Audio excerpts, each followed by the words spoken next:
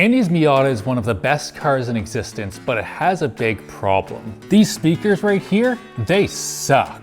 The reasonable thing to do in this situation is just replace the head unit, replace the speakers. It probably would sound pretty good, but we are not going to settle for that because I want to build the best sound system that has ever been in an NA Miata. We're talking 9 speakers, fully active, 980 watts, and a subwoofer that's going to test the trunk seals on this poor thing.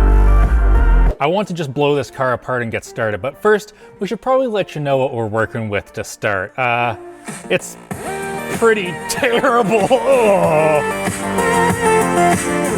Yeah, those speakers don't have any bass, the treble sounds bad, and the only mids that you get are through the OEM speakers in these seats, which also sound terrible. Let's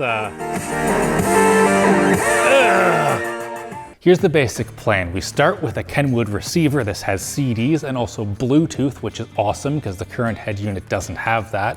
That feeds audio into this absolute beauty, the Mini DSP Harmony DSP. This absolute unit is a 12-channel amplifier, which should be giving us plenty of power for all of our speakers and making sure that they sound extra good because it has direct live support and full DSP suite. So anything that isn't correct, we can make correct with this. This thing will be powering 8 speakers, some Hertz Melee Pros in the doors, SB Acoustics tweeters, and 4 of these Deadening audio full ranges that will be in the headrest. What the Harmony DSP won't be powering though is the subwoofer. That's going to be taken care of by its own dedicated amplifier because the Hertz MPS 250 is a unit. The first step is to disconnect the battery.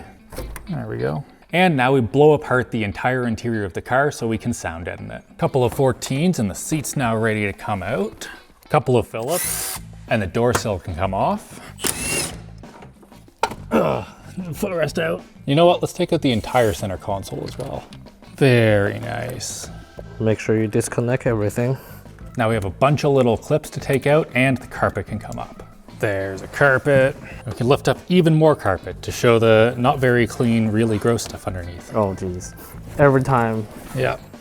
Still feel gross. I very carefully just remove this. Apparently it's very easy to break. Come on, you jerk. To remove this, you just need Hudson Bay. If you can't find Hudson Bay, you can't remove it. There we go. Little hidden screw. Maybe one more. It feels like there might be more than just one. Aha, all of this can just come straight out. Didn't break it, good job. Yeah, previous install looks half decent, which is nice at least. I can feel the allergy now. I love how easy it is to access the speakers in this. Like, you literally just pull on that and boom, you can get in. It's just 4 clips. This is how you remove the Aston Martin DB9 door handle. And all of this effort disassembling everything is so that we can start sound deadening. Ooh. If you're installing a sound system in your car, one of the most important things is sound deadening. This can cut down on the vibrations, so instead of your speakers just rattling and sounding like you'll get those really nice clean notes coming through them. We're going to try and use as little of this as possible because the whole point of an NA Miata is it's super light and this stuff right here is kind of heavy. After blowing apart your interior, the second step of adding sound deadening to your car is cleaning everything off. While we're here, these old speakers can just leave and never come back.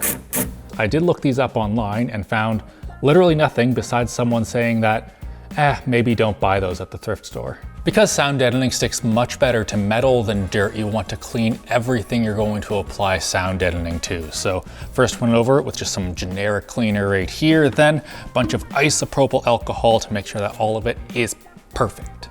Yeah. Oh, Andy, it's so sick that Dynamat sent us stuff.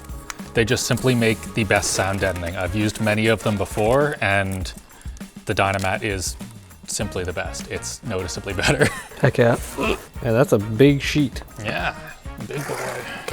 If you want to do an absolutely perfect job, you can like cardboard cutout and do a bunch of patterns to make sure that you have the exact right cuts on your Dynamat. I normally just eyeball it. Like if you're close enough, it's gonna sound good. Okay, here we go. Loud as hell. Single piece of Dynamat. Is that ever sticky? And with that one piece, Wow. yeah, it's already way better. Oh, huge difference. All right, let's do the door close test. Here's no Dynamat. And here's with Dynamat. Solid. Yeah. Yeah, it's a big difference. We aren't quite done yet though. We have this Pro speaker kit, and I'm going to be throwing some closed cell foam behind where the speaker is to help cancel some of the waves that are coming off of it. Maybe I should have cut it in two before doing this. Now we can move on to the floor of the car. I'm pretty excited about this because we've actually lost a lot of insulation. Like, there's a tiny bit in here, but we've pulled so much of it out because all of it's just like gotten damp and moldy and smells absolutely terrible. So I can't wait to just completely get rid of it forever. And the band. Stuff that's down in here is friggin' gnarly.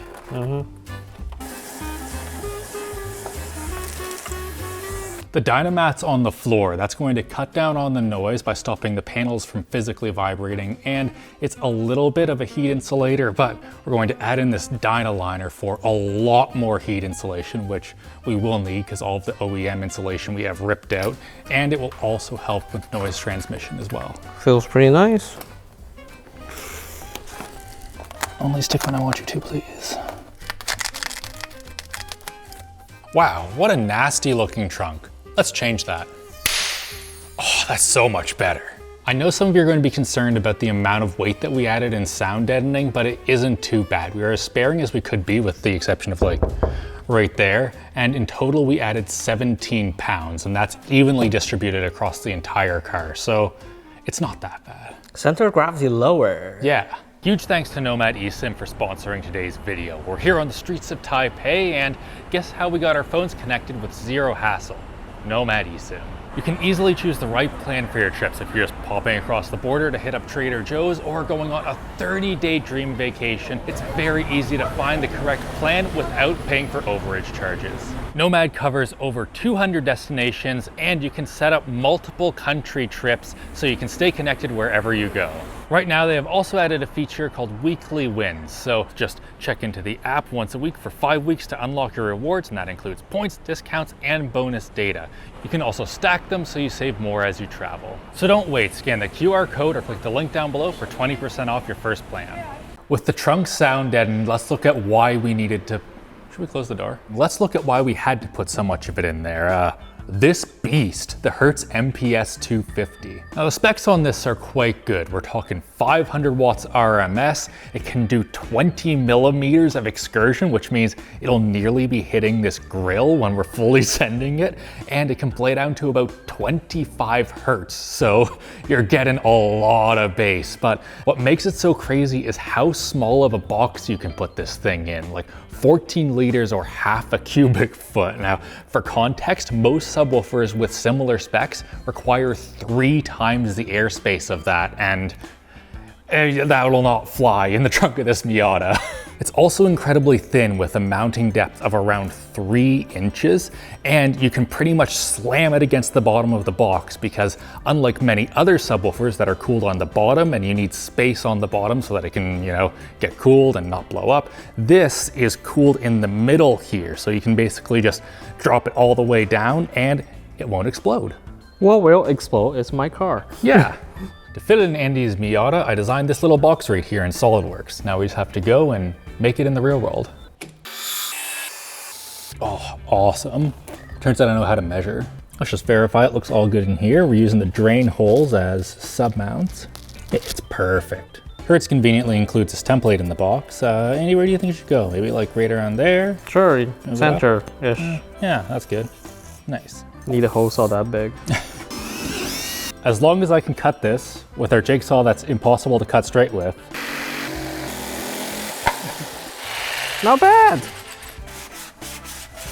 Is the hole big enough? Oh, look at that. It's a perfect hole. Yeah. To get power into the subwoofer, I'm going to use some XT90 connectors, so I need to make a hole for that. That's a BMW. Yeah, I didn't think that would work. From here, the plan is pretty simple to assemble it. Whole bunch of clamps, whole bunch of wood glue, and a brad nailer that has nails that are way too long in it. So when they blow out the side, we just nip them off with an angle grinder, and maybe don't film that, Andy. Any woodworkers watching, maybe just like skip ahead a little bit. Nice table you made. Oh yeah, it's beautiful. Here goes nothing. Yay. Just making sure she's all airtight. All these little holes where the nails went in need to be filled, or they'll be super obvious when we go to paint this. Ideally, I would have got some wood filler, but I forgot. So Bondo's the same basic thing, but it smells better. With the glue and Bondo dry, I need to do a bunch of sanding to get this all nice and smooth. Although, before I make a bunch of dust, I'm getting my Mercedes the hell out of here. We turn on the camera and it starts first time. Wow.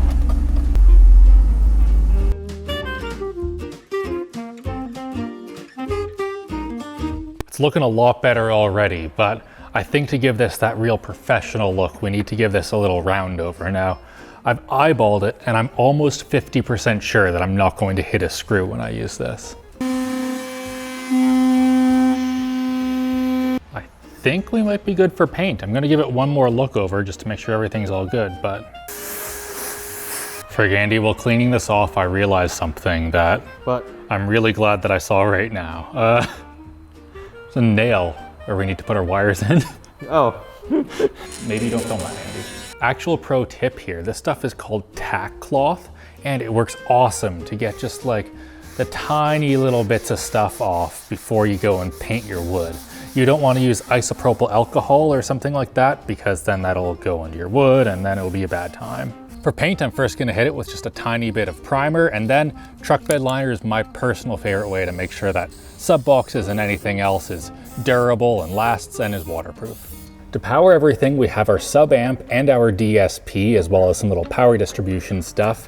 And all of that is going to live back here, but to make sure that it stays living back here and doesn't just fly out of the car when Andy hits a bump, we need to make a little amp rack.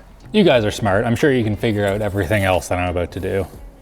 And just like that, we have an amp rack. This hole right here so that we can attach it to the spare tire hole in the Miata, and the rest of them are for cabling, because I added a couple little feet here so that we can have cables that go underneath the board and then you don't see them and it looks pretty clean, even though it's gonna be an absolute huge mess underneath here. For our sub amp, Kenwood sent over their Excelon X503-1. It's a 500 watt mono amplifier that should allow us to have heaps of bass inside of this thing, and it's pretty efficient as well. I love Class D amps. While I was busy figuring out the amp rack, Andy took this little piece off the back that holds the carpet up, drilled a whole bunch of holes into it so that the bass can get out of the trunk, and of course added a whole bunch of Dynamat. Andy also added wiring for all of the speakers, so you can see it along here, and used a load of zip ties, which we love to see. And now is the fun part. A whole bunch of soldering. All of these wires need to get connected to the correct wires in there. Wiring isn't tough, you just have to make sure that you stay organized. So I have this little sheet right here and I shared with Andy, so if something goes wrong in the future, he at least knows what wire goes to what. Don't die. I know I said I was gonna solder, but I remembered I have a bunch of crimps, so I used those instead.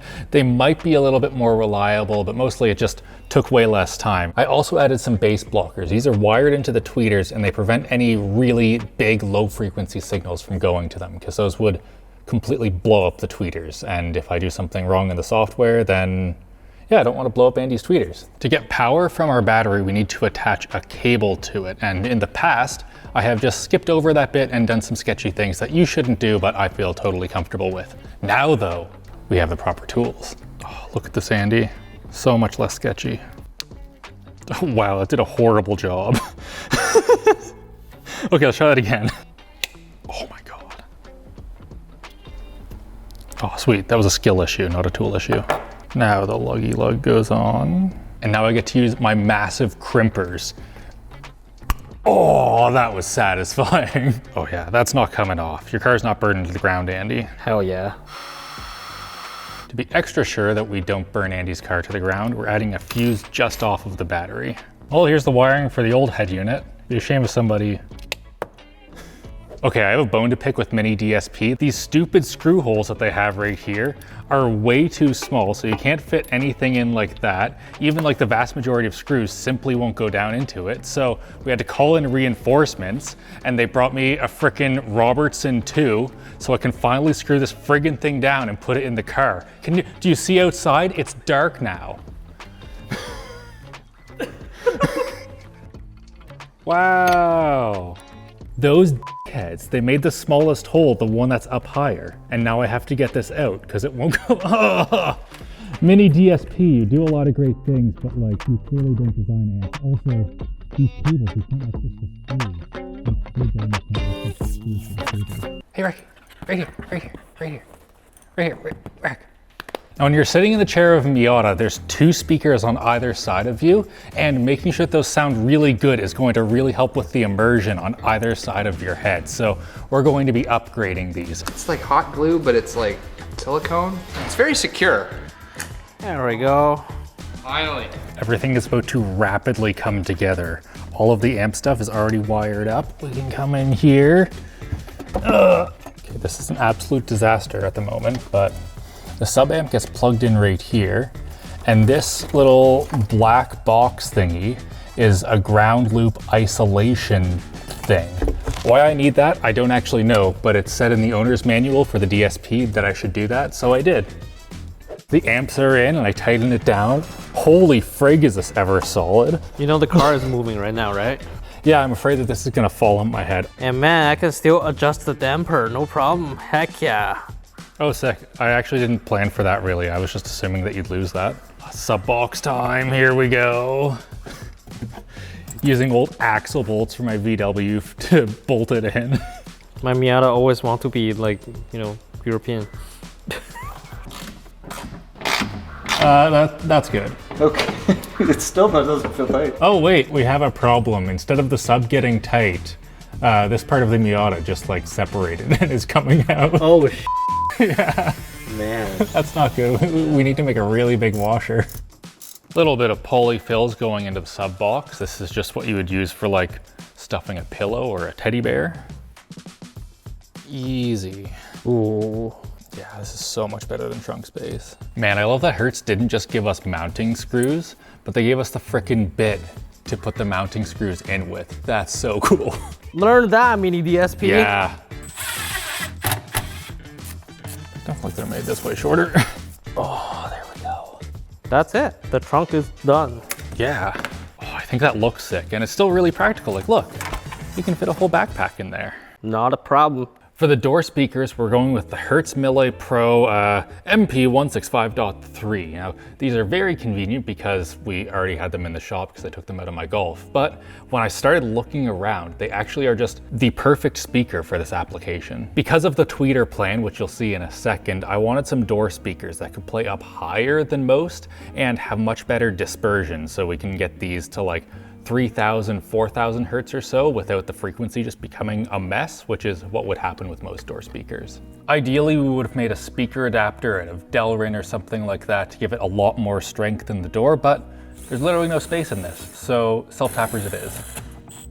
Around the speaker, I'm going to be adding some foam from the Dynamat speaker kit, and although this looks like it's going to be way too big, it's super compressible, so it should be fine. For tweeters and Miatas, you have a couple of options. The most popular one is just simply buying coaxial speakers. So, you know, your tweeter's down here in the door and it sounds like crap and the soundstage is all at your feet. Some people have little tweeters on the doors like this, but there's almost no space at all. So we need to like drill a great big hole in the door.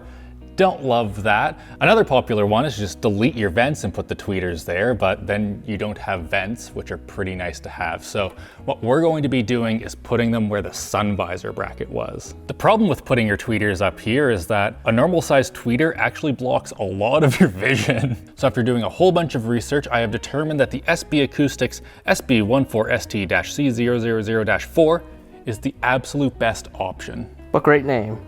These are a bit of a risk though. I have found 0 reviews and they're not designed for cars, but according to the spec sheet, it should be perfect. To mount them, I 3D printed this little guy here, and I think it's going to look sick. Now I just have to figure out how the heck we're gonna attach this to this. We'll have our 3D prints linked down below, and this is never gonna come out again. That actually looks sick though. Looks OEM. If you're watching closely, I am wiring this wrong. That's because I wired it wrong in the back. For the seat speakers, we're going to be upgrading from the old ones that honestly were perfectly fine. They were best part of the sound system before, to these ones right here from Dyna Audio that should be significantly better. Like, look at the size of that magnet. To fit these in there, we need a custom little 3D printed box. And although this looks pretty good, it doesn't quite fit in there. We did do a V2 that we will actually install later, but we're getting on a flight to Taiwan this evening, so we want to finish this now. For one day, it's good enough. Ugh. We're getting so close, Andy. So for the head unit, we went with the Kenwood KDC BT382U. This is not the best one that Kenwood makes, but it is perfect for our application. This guy has Bluetooth, a CD player, it looks period correct, and the output is 2 volts from it, which is very important because our DSP only accepts a digital signal. So we're going from this guy directly into an analog to digital converter, and then an optical cable is going back into our DSP. Is it a little bit silly to do, you know, digital, analog, analog? Yes. If you're curious about our mic placement, we forgot about it. So it's just like gonna live in here for a bit. Oh my God. Okay. Yes. There we go. Wait, sorry. No. All right. The final bit of the puzzle is this DSP controller. This will allow Andy to change his tunes. There'll be 4 presets and like the subwoofer and the bass volume. So the plan to attach it is hole saw. And then some VHB. Guess we are putting everything back together with some help from Colin. Yeah, I know that it's bad vibes to reattach everything before you test it, but that's what we did. Okay, the deck turning on is a thing that should have happened. Okay, so we lost antenna. Well, it's not plugged in. Oh, why is it not plugged in? Why is it not plugged in? We did it! RGB. Well, we did this. Miswap. At least it tells us. Yeah. It's not the greatest ground. The only other thing that it could be is like this. Yeah, what's the color on the wire on the harness side? Green and yellow. 2 hours later. Press volume knob. Dang good diagnostics there, Alex. If this trigger out is working though, then our DSP and amp should be on. Check the DSP. Sure doesn't look like any of this is on. So everything is now muted. So I'm gonna unmute the left tweeter. Okay, so that works. Does the right one work? Yeah, we got it. Sick. Okay, door speakers. That's the left one? Left one, yeah. The right one, I'm not getting anything. Passenger seat. Sounds pretty tinny. Drivers. Yeah, those are good. Yeah. Okay, please sub work. Oh, it's working, it's just really quiet. This isn't necessarily the correct solution, but I just want to turn up the sensitivity on the sub. Bad news, the speaker that isn't working is plugged in. Yeah, let's just swap the speakers and then... No, this one's dead. What the No, there's no resistance. 0. It has done nothing but sit on a shelf, and it worked perfectly before that. I wonder if some metal shards just got in it. There's a spider in it. There we go, We have something. I mean, it's... Ooh, that's not good It's though. 600 mega ohms. When we blew it out, it turns out that a spider made a nest inside of this speaker, and that somehow has completely killed it. Yeah, that was really disappointing, but I think we should see if the sub can just absolutely rattle the hell out of it. Hell yeah. Okay.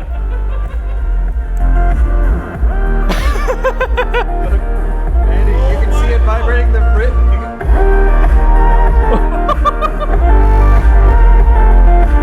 This is gonna kick ass when we have all the working speakers. Oh, if I got some 2 ohm ones though, we could double the power. Now you're talking. Yeah, okay. Okay. Computex. We're back from Taiwan and we got Andy some new door speakers. We ended up going with the Focal Access 165 AC because they were the best option that was around locally. These are definitely a bit of a downgrade from the Mille Pros. It's rather silly that we have tweeters in the doors now. We might be able to do some fun tuning. As always, we need some foam. Goodbye, herds. We'll find a use for it. Too much foam. And of course, the new speakers don't quite fit. Should be fine. Yeah, I think we're good. All right, I really hope this works. Okay. That one's good. They're both good. Heck Sick. yeah. For tuning, what I'm going to do is first just make it sound okay to my ears. Then I'll grab the microphone, get all of the levels correct, run Dirac Live, and then we'll figure it out from there. What wonderful sounds. Love to hear it. The goal that we have is to get this red line, which is what we have measured, in between the green and the blue lines, which may or may not be from the Harman Car Audio department. It looks like I can almost go outside soon. I was about to start some measurements, then I realized your license plate is way too friggin' loud. Hopefully some VHB will solve that. VHB wasn't enough. Whack load of speaker foam. Yeah. I put an X on the door where Andy's ears are in his driving position, so we're going to tune it for that exact location, and now we just have to hope that the birds aren't too loud and the measurements come out fine. Low signal to noise ratio. Well, I guess we have to tune inside and hope that that's usable. I didn't want to tune it in the shop just because the echo can really screw up your bass particularly, but not as much as birds apparently.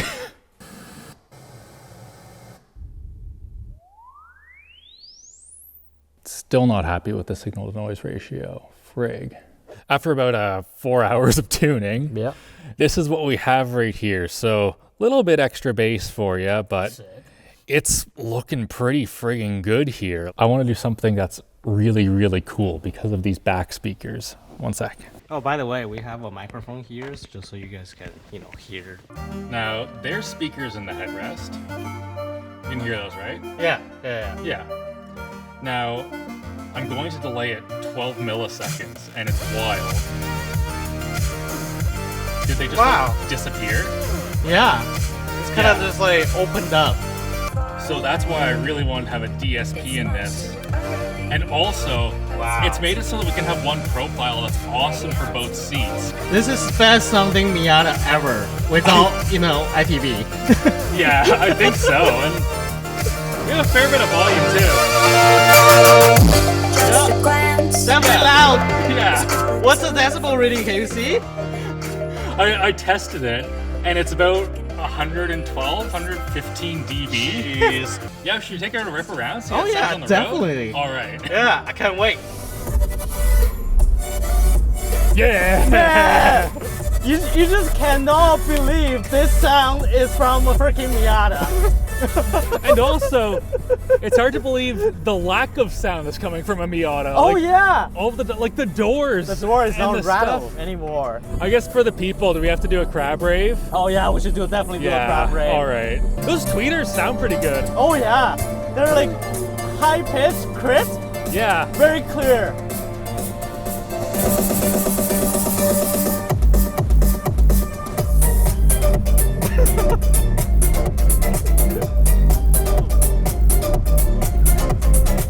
Holy crap! This is great! Yeah, this is pretty sick. Yeah.